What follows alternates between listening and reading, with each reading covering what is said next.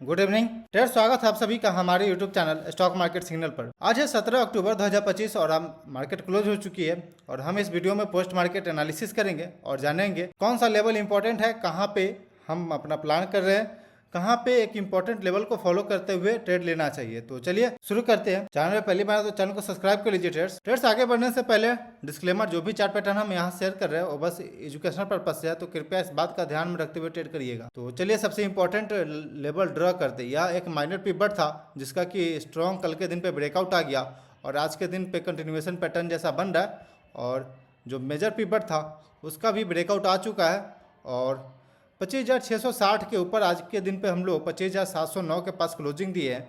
तो यह एक इम्पॉर्टेंट लेवल को ब्रेकआउट दिए हैं। तो ट्रेडर्स यहाँ से अब यदि आप पोजिशनल ट्रेडर हैं तो बिल्कुल आपको यहाँ से अपसाइड की ओर पोजिशन आपको बनाना चाहिए और बिल्कुल यहाँ पे आप लोअर लेवल का भी स्टॉप लॉस ले सकते हैं या फिर जस्ट लो जो ब्रेकआउट कैंडल है उसका लो भी आप स्टॉप लॉस मान सकते हैं और 1:2 तक आप प्लान कर सकते हैं ट्रेड को। यहाँ से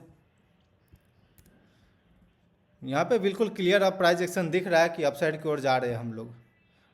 निफ्टी टोटल मार्केट के अंदर देखा जाए तो यहाँ पे थोड़ा सा आज के दिन पे रेंज के अंदर दिख रहा है, लेकिन निफ्टी में कई बार होता है कि निफ्टी आईटी और निफ्टी बैंक ये ज़्यादा high weightage stock, high weightage sector है। तो यहाँ से आईटी सेक्टर और बैंकिंग सेक्टर यदि अच्छा परफॉर्म करता है तो हाई चांस है कि निफ्टी जो है अपसाइड की ओर आउट परफॉर्म करना शुरू करेगा मार्केट को।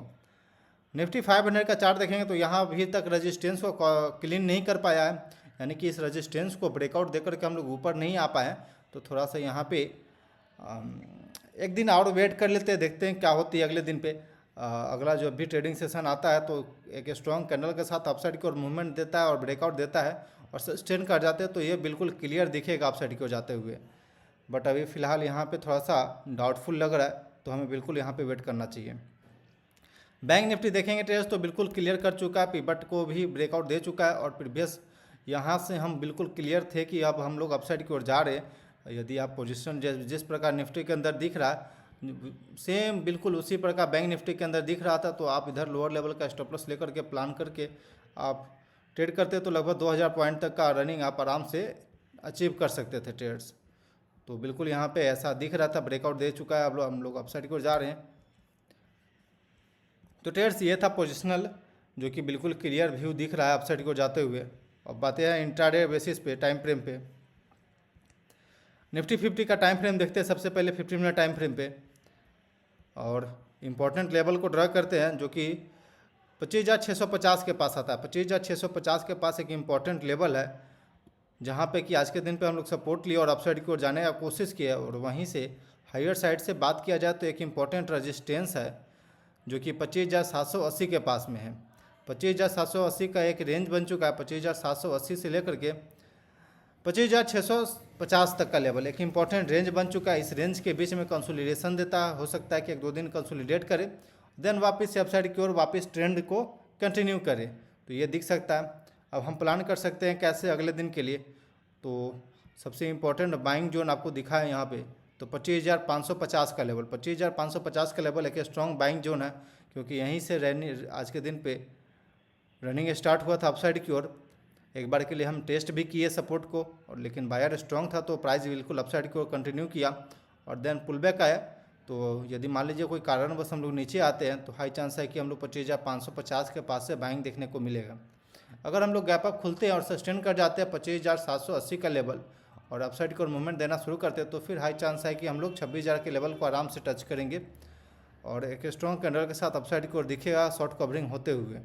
तो बिल्कुल यदि आप शॉर्ट पोजीशन अभी तक होल्ड कर रहे हैं तो थोड़ा सा बिल्कुल कॉशियस हो जाइएगा क्योंकि अब शॉर्ट कवरिंग हो सकता है। आते हैं बैंक निफ्टी के चार्ट पैटर्न पे। बैंक निफ्टी के चार्ट पैटर्न देखें ट्रेड्स तो यहाँ भी एक इम्पॉर्टेंट सपोर्ट को रिस्पेक्ट किया है और बिल्कुल अपने सपोर्ट के पास आया और लॉन्ग टेल कैंडल बनाए और उसके बाद वापस हम लोग अपसाइड की ओर मूवमेंट दी है। और हायर साइड से बात करें एक इम्पॉर्टेंट रेजिस्टेंस का तो 57,820-830 का लेवल एक इम्पॉर्टेंट रेजिस्टेंस है। तो इस रेंज के अंदर हम लोग कंसोलिडेट करते हैं और वापस से ब्रेकआउट आती है तो फिर हम लोग तो क्लियर दिखेगा कि बिल्कुल हम लोग अपसाइड की ओर जा रहे हैं और नया हाई तो ऐसे बना ही रखा है बैंक निफ्टी, तो काफ़ी स्ट्रॉन्ग दिख रहा है प्राइस एक्शन बिल्कुल क्लियर दिख रहा है। लोअर लेवल पे अगर हम लोग खुलते हैं, लोअर लेवल पे आते हैं 57,500 के आसपास कहीं, तो वापस बाइंग होते दिखेगा मार्केट में। और यदि कोई कारणवश हम लोग गैप अप ओपन होते हैं, क्योंकि डे हाई के आसपास कहीं क्लोजिंग दी है, तो हाई चांस है कि और अगले दिन गैप अप हो सकते हैं। तो अगर गैप अप होते हैं 57,900 के आसपास कहीं खुलते हैं, तो फिर हाई चांस है 58,100 का लेवल को आराम से टच करेगा फर्स्ट आवर में।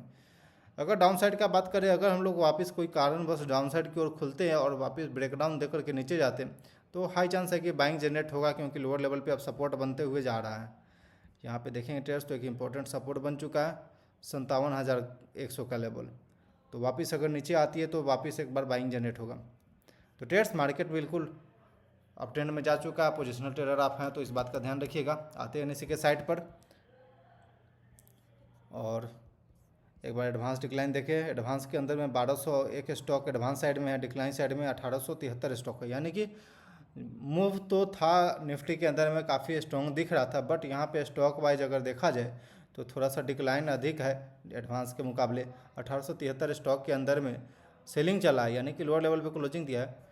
तो थोड़ा सा यहाँ पे जो ब्रेथ है मार्केट का वो थोड़ा सा वीक दिख रहा है यहाँ पे। लेकिन प्राइस एक्शन के भी बिहार पर देखा जाए मार्केट, तो थोड़ा वहाँ पे स्ट्रॉन्ग दिख रहा है। बट ब्रॉडर मार्केट इंडाइसेस का अगर हिट मैप देखें तो कई बार होता है कि स्टॉक या फिर कोई सेक्टर ब्रेकआउट देता है रिसेंट में, तो कई बार होता है प्रीवियस में जो भी पोजीशन बिल्ड किए शॉर्ट साइड का वो निकलते हैं, तो जिस वजह से कुछ इस तरह का भी चीज़ें देखने को मिलता है। लेकिन अगर कल के 1-2 दिन अगर ऊपर सस्टेन कर जाए तो हाई चांस रहता है कि शॉर्ट कवरिंग देखने को मिलेगा और एक स्ट्रॉन्ग बाइंग जनरेट होते दिखेगा मार्केट में। तो बिल्कुल ध्यान में रखिएगा। ऐसा कोई नेगेटिव हम नहीं बोल रहे अभी, फ्लैट टू नेगेटिव और फ्लैट टू पॉजिटिव यहाँ पे बिल्कुल मिक्स्ड दिख रहा है।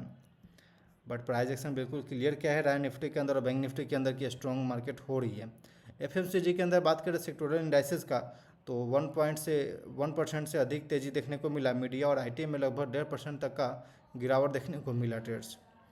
बैंकिंग सेक्टर 0.5% प्लस में क्लोजिंग दिया। ऑटो सेक्टर तो थोड़ा सा स्ट्रॉन्ग दिख रहा था मॉर्निंग में, लेकिन लोअर लेवल पे आके क्लोजिंग दिया, हायर लेवल से सेलिंग देखने को मिला। और काफ़ी डीप रेड यहाँ पे निफ्टी एफएमसीजी के अंदर में दिख रहा है। देन उसके अलावा डीप ग्रीन एफएमसीजी के अंदर में दिख रहा है और डीप रेड आईटी और मीडिया के अंदर दिख रहा है।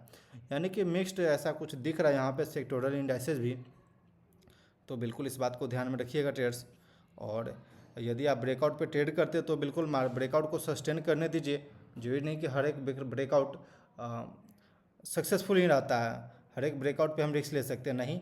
एक बार के लिए रीटेस्ट होने दीजिए, मार्केट को सस्टेन करने दीजिए ब्रेकआउट को, देन आप उसके बाद एग्रेसिव जा सकते हैं। और यदि आप चाहते हैं पोजीशन बिल्ड करें या फिर ऐसा लगता है कि मार्केट कहीं छूट जाएगी हम पीछे, तो आप बिल्कुल स्मॉल क्वांटिटी से आप वहाँ पे पोजीशन बिल्ड कर सकते हैं।